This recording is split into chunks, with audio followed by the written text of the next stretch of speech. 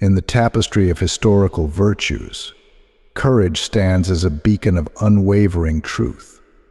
Unlike its counterparts, it defies pretense. It cannot be feigned nor counterfeited. One may cloak themselves in the guise of wisdom, justice, or temperance, yet when the moment of reckoning arrives, courage alone holds the mantle of authenticity. It is not synonymous with recklessness, nor does it entail an absence of fear, anger, or sadness. Instead, courage embodies the virtue that empowers individuals to navigate life's trials with integrity and resolve. As we delve into the annals of Stoic philosophy, we unearth invaluable lessons on the essence of courage and its pivotal role in the pursuit of virtue. 1. Embracing the virtuous path in the allegorical journey of Hercules, we encounter a pivotal choice between virtue and pleasure. Presented with diverging paths, Hercules is confronted by pleasure, promising an effortless existence devoid of hardship, while virtue extols the virtues of effort and sacrifice. Opting for virtue, Hercules embarks on an arduous yet purposeful odyssey, epitomizing the Stoic creed of virtuous living. His example serves as a clarion call to embrace the path of courage, transcending the allure of fleeting pleasures for the enduring rewards of moral integrity. 2. Courage in historical narrative. The annals of history resound with tales of valor and sacrifice, epitomized by the legendary stand of the 300 Spartans at Thermopylae. Faced with insurmountable odds, King Leonidas and his warriors exemplified unwavering courage in the face of adversity. Their resolute stance, though ultimately resulting in sacrifice, catalyzed the defense of Greece and underscored the indomitable spirit of courage. Through their selfless valor, the Spartans not only secured their place in history, but also enshrined the eternal virtues of courage and duty. 3. The essence of courage. To comprehend the essence of courage is to grasp its symbiotic relationship with the Stoic virtues of wisdom, justice, and temperance. Courage serves as the crucible wherein rationality and moral rectitude converge, imbuing our actions with purpose and conviction. It is the bulwark against the tyranny of fear and the impetus for transformative change. Through introspection and self-awareness, we cultivate the courage to confront our biases, acknowledge our fallibility, and pursue the path of ethical righteousness. Embracing courage in daily practice in the crucible of daily life, the cultivation of courage assumes paramount significance. By assuming responsibility for our actions and discerning the contours of our agency, we fortify our resolve to confront life's vicissitudes with equanimity and fortitude. Through incremental acts of bravery, we acclimate ourselves to the rigors of adversity, nurturing the seeds of courage that lie dormant within us. For it is only through the crucible of challenge that the mettle of our character is truly tested, and it is through the practice of courage that we emerge emboldened and empowered. Conclusion. As we navigate the labyrinthine corridors of existence, let us heed the timeless wisdom of Stoic philosophy and embrace the mantle of courage with unwavering resolve. Let us emulate the valor of Hercules and the indomitable spirit of the Spartans, forging a path of virtue amidst the tumult of life's trials.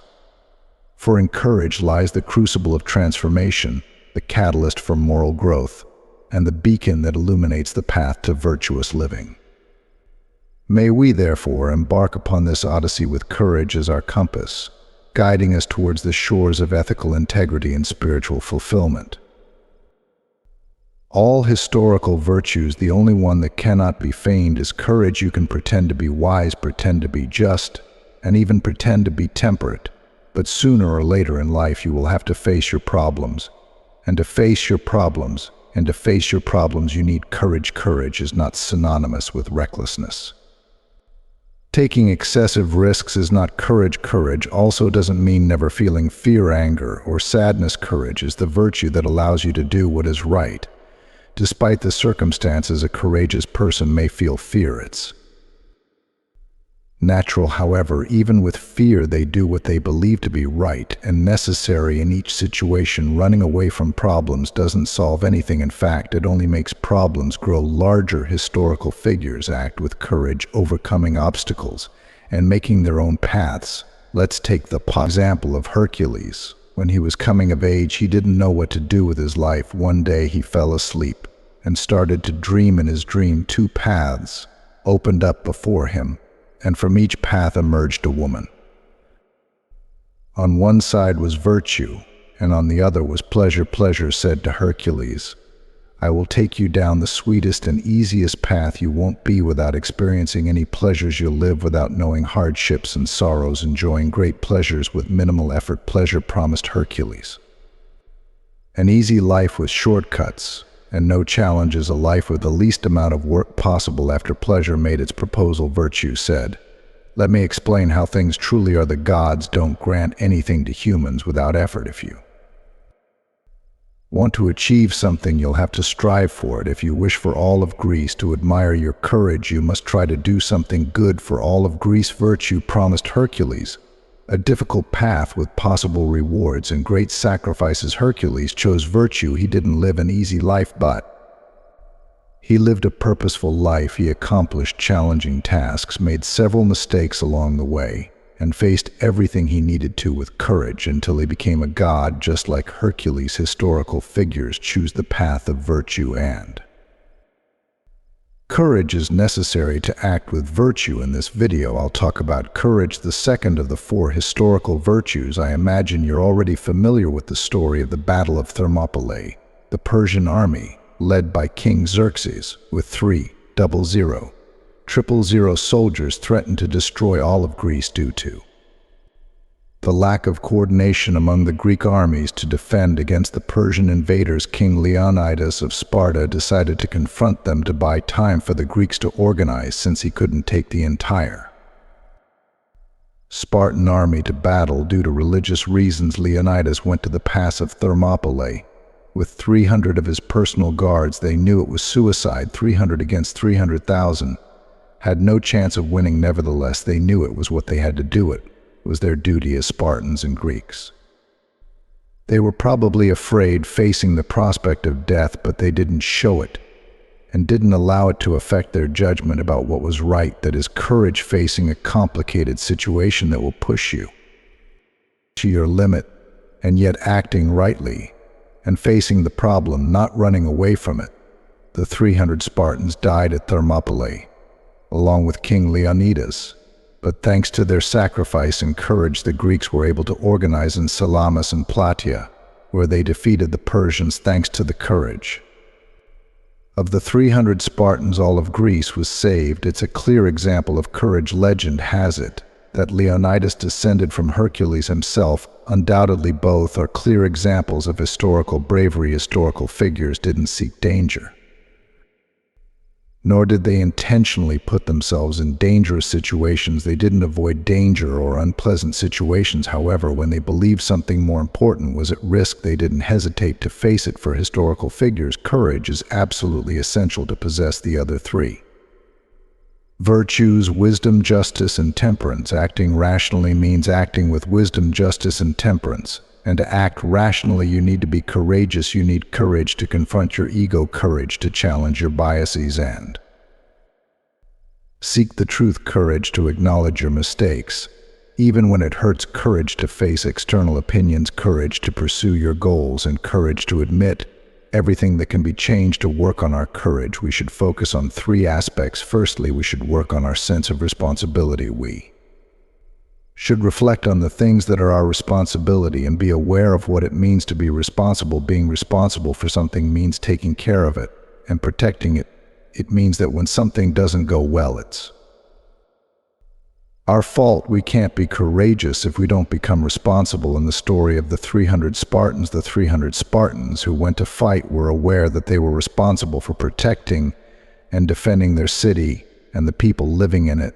No one would be willing to face such a numerous enemy without understanding that it was their responsibility, that it was what they had to do, whether they liked it or not. Many people's lives depended on them facing their fears. Secondly, we should understand what is